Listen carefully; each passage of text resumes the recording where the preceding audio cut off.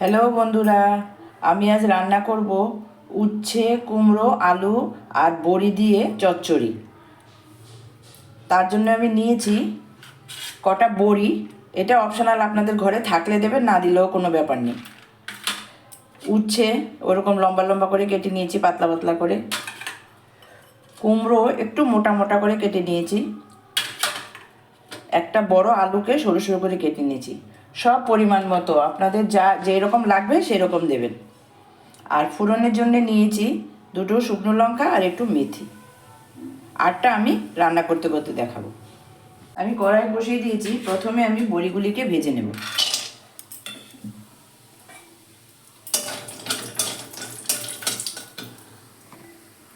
আমার বড়িগুলি ভাজা হয়ে গেছে, এবার তুলে নেব।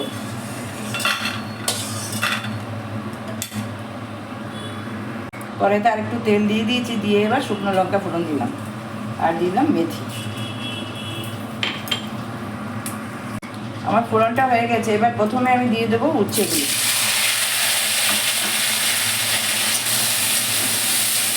উচ্ছেগুলো দিয়ে একটু আমি ঢাকা দিয়ে ভাজা ভাজা করে নেব।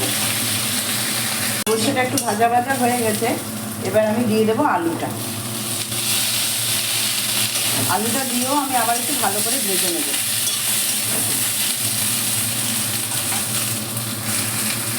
পরিমাণ মতো নুন দিয়ে দিলাম আর দিয়ে দেবো একটু হলুদ।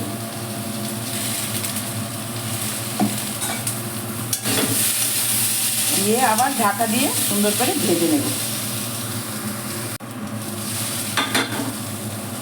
আমার একটু অল্প অল্প ভাজা হয়ে গেছে। এবার আমি একটু জলের ছিটা দিয়ে দেবো।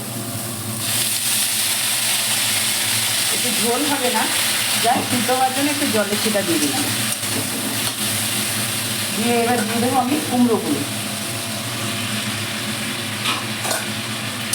কুমড়োগুলি দিয়ে ভালো করে নাড়িয়ে আবার আমি ঢাকনা চাপা দিয়ে দিই। গ্যাসের আঁচটা ডিমে থাকবে।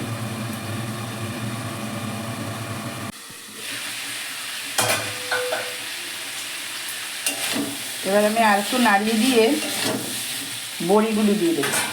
বড়িগুলোকে আমি ভেঙে ছোট ছোট করে রেখেছি, এগুলি দিয়ে দেবো।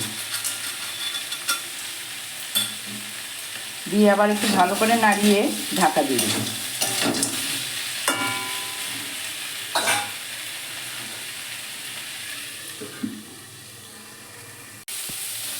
আমার কুমড়ো উচ্ছে আলু চচ্চড়িটা হয়ে গেছে।